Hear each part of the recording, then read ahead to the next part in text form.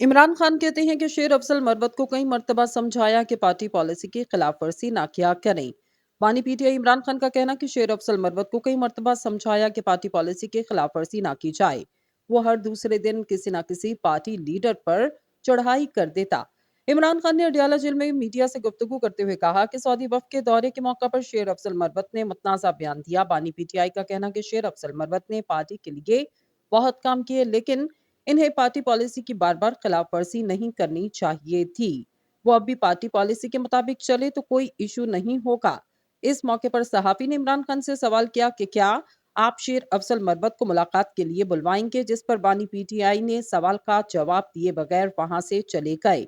वाज़ेह रहे, पाकिस्तान तहरीक इंसाफ ने शेर अफजल मरवत को शोकास नोटिस जारी किया। पीटीआई की जानिब से शेर अफजल मरवत को शोकास नोटिस पार्टी के जनरल सेक्रेटरी उमर अयूब की जानिब से जारी किया गया, जिसमें कहा गया आपके गैर जिम्मेदाराना बयानात से पार्टी के मफादात को नुकसान पहुंचा और बानी पीटीआई की हिदायत के बावजूद आपने बयानात दिए।